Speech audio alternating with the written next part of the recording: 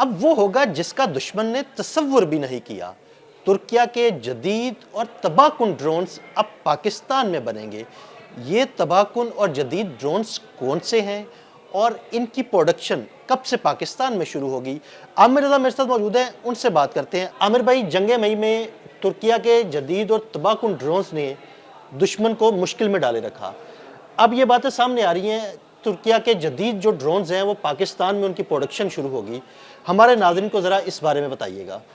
जी, पहली बात तो ये है कि तुर्की वाकई ही दुनिया में इस वक्त जो टॉप 2 या टॉप 3 मुल्क हैं उनमें शुमार होता है, जो कि ड्रोन्स बनाने में जो है महारत रखते हैं, जिसमें अमेरिका है, चीन है और फिर तुर्की है। तुर्की का नाम आता है, लेकिन तुर्किया एक हवाले से रूस, ईरान, अमेरिका और चीन से एक कदम आगे है, क्योंकि उसने उसकी जो कैंजलिमा है, जो उसका ड्रोन है, उसने एक फ़ाइटर प्लेन को गिराने का मुजाहरा जो है अमली मुजाहरा कर दिया और एयर टू एयर मिसाइल भी चला लिया। यानी अब आपको बिना पायलट के एक ऐसा जहाज़ मैसर हो सकता है जिसको आप ज़मीन पर या खला में बैठकर कंट्रोल करेंगे, तो वो बिल्कुल जंगी जहाज़ की सी तेज़ी के साथ ना सिर्फ हमलावर होगा बल्कि वो दुश्मन के पर उड़ा देगा और उसमें आपका कोई जानी नुकसान होने का भी अंदेशा नहीं होगा। उस स्पीड को तुर्की ने जो है हासिल कर लिया है। तो इससे आप अंदाज़ा कर सकते हैं कि तुर्किया का जो इस वक्त सिस्टम है ड्रोन्स का,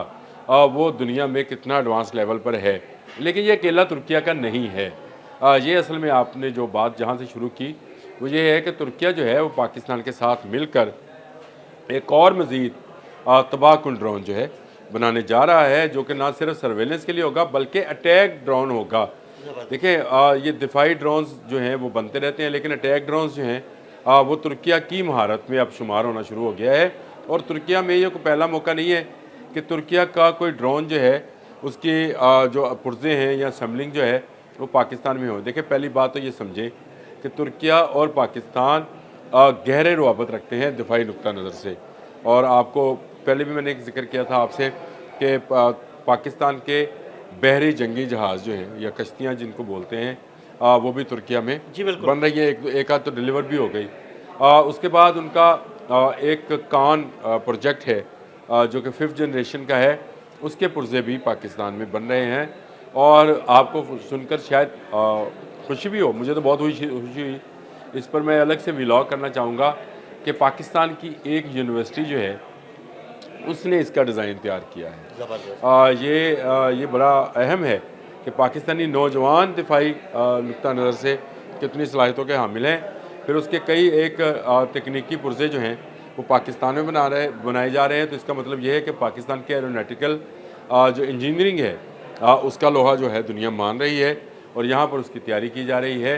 इसके अलावा भी जो उनका ख़तदार एक है कंपनी है, उसके ड्रोन्स हम इस्तेमाल करते हैं। जंग मई में हमने इस्तेमाल किया, लेकिन इससे हटकर भी एक ड्रोन और है जो कि पाकिस्तान में जिसके बेशुमार पुर्जे जो हैं वो पाकिस्तान में तैयार किए जाते हैं। ये जो नया ड्रोन है इसके बारे में बाद में बात करूँगा, पहले मुझे वो बात मुकम्मल कर लेने दें जो कि है। और इसमें जो है अनका इनका नाम है ड्रोन का, जिसके बहुत बेशुमार पुर्जे जो हैं पाकिस्तान में तैयार किए जाते हैं।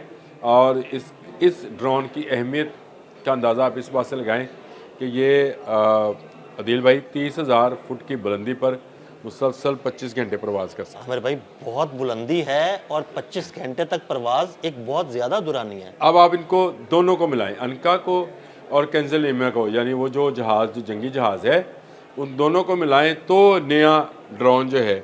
अब लाज़मी बात है, यहाँ तक तो टेक्नोलॉजी जो है तुर्किया भी हासिल कर चुका और पाकिस्तान के पास तो भी है, लेकिन इससे आगे की टेक्नोलॉजी क्या होगी तो वो एक ऐसी 5th जनरेशन टेक्नोलॉजी होगी जो आपको इस वक्त 5th जनरेशन के जहाज़ों में नज़र आती है। यानी उनकी स्पीड जो है वही स्पीड होगी जो कि मार्क 5 से ऊपर की स्पीड है। फिर उनके पास स्टेल्थ टेक्नोलॉजी वही होगी जो इस वक्त 5th जनरेशन के जहाज़ों में मौजूद है, जिन पर दुनिया नाज कर रही है कि तो आपको पता है कि दुनिया के 2-3 मुल्क से बनाते हैं। हाँ जी बिल्कुल। और पाकिस्तान तुर्किया जो है इस पर काम कर रहे हैं। लेकिन अब जो ड्रोन्स बनने जा रहे हैं इसके बारे में गो मज़ीद तफसील तो सामने नहीं आई है, लेकिन ब्लूमबर्ग ये कहता है कि बाकायदा पाकिस्तान में इसकी फैक्ट्री लगाई जा रही है। देखिए, ब्लूमबर्ग ने फिर आज न्यूज़ ने भी ये खबर दी। इसकी तस्दीक जो है अभी होना बाकी है, लेकिन ये इस वक्त शोर मचा हुआ है कि पाकिस्तान के अंदर जो है एक ऐसे ड्रोन्स की जो कि जंगी बुनियादों पर जंग के लिए इस्तेमाल हो सकता है, उसकी तैयारी के लिए फैक्ट्री लगाई जा रही है। तो इसका मतलब ये है कि तुर्किया और पाकिस्तान जो है दिफाई नुक्ता नज़र से या दिफाई मामलात में या दिफाई तल्लकात में मज़ीद करीब से करीब आते चले जा रहे हैं। और मुस्तकबिल में मैं ये देख रहा हूँ कि तुर्किया और पाकिस्तान का भी कोई ऐसा दफाई माहिदा हो सकता है जिसका मतलब या जिसका मायनी ये निकलता हो कि एक पर हमला दूसरे पर हमला तस्वर होगा। इस हद तक जो है दोनों मुल्क जो हैं दिफाई तल्लकात में करीब आ चुके हैं। तुर्किया जो है वो नेटो का रुकन है, और इसलिए पाकिस्तान ने जब अपने F-16 अपग्रेड कराए थे तो तुर्किया से कराई थी क्योंकि अमेरिकन टेक्नोलॉजी थी, तुर्किया के पास थी, इसलिए पाकिस्तान ने अमेरिका से कहने के बजाय तुर्किया से ये काम कराया था और तुर्कों ने किया भी।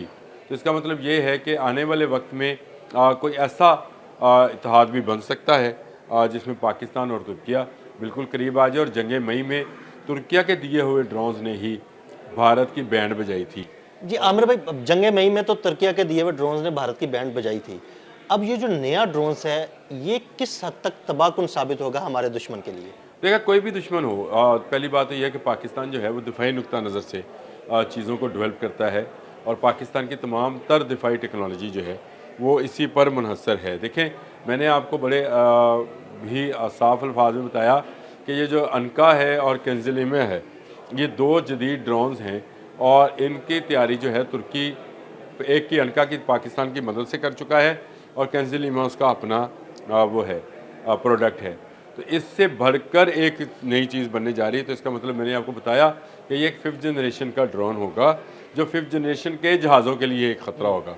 तो ये इसकी टेक्नोलॉजी कब पाकिस्तान में जो है तैयार की जाएगी, इस हवाले से अभी जो है खामोशी है, लेकिन ये काम मुझे लगता है कि मुस्तकबिल करीब में बहुत जल्द आपको ये खबर आएगी, क्योंकि ब्लूमबर्ग जैसे अदारे ने अगर ये खबर दी है तो उसमें पीछे उसके कुछ हक़ाइक़ होंगे। लेकिन अभी तुर्किया की जानिब से और पाकिस्तान गवर्नमेंट की जानिब से इस हवाले से कोई तस्दीक नहीं हुई है। लेकिन ये ज़रूर है कि तुर्किया हर आने वाले दिन के साथ ऐसी टेक्नोलॉजी जो कि या तो ड्रोन्स रिलेटेड हो या ड्रोन्स को तबाह करने के हवाले से हो, तैयार कर रहा है। ये भी एक नई कहानी है कि तुर्किया ने जो है एक ऐसा ट्रक भी तैयार कर लिया है जो ड्रोन्स के लिए जहर कातिल है। जी बिल्कुल आमिर भाई, इस ट्रक के बारे में मैंने आपके साथ एक वीलॉग करना है। जी आप ज़रूर करें। तुर्किया जो है अपनी टेक्नोलॉजी को मैनलेस टेक्नोलॉजी की तरफ मुंतकिल कर रहा है। ये तो अभी खैर ड्रोन्स की बात हो रही है, फिर वो ट्रक जो ड्रोन्स को तबाह कर सकते हैं, हेलीकॉप्टर्स को तबाह कर सकते हैं। आने वाले वक्त में आप बिना ड्राइवर के टैंक्स और बख्तरबंद गाड़ियाँ भी देख सकते हैं, और ऐसे रोबोट्स भी देख सकते हैं जो जंगों में इंसानों की जगह पर जाकर हमलावर होंगे और फतूहात हासिल करेंगे। बहुत शुक्रिया आमिर रज़ा जी। बिल्कुल आमिर रज़ा ने बड़ी तफसील के साथ आपको इस ड्रोन टेक्नोलॉजी के बारे में बताया, और ये भी बताया कि पाकिस्तान और तुर्किया का इत्तेहाद किस जानिब जा रहा है। अदील अहमद और आमिर रज़ा को इजाज़त दीजिएगा। अल्लाह हाफ़िज़।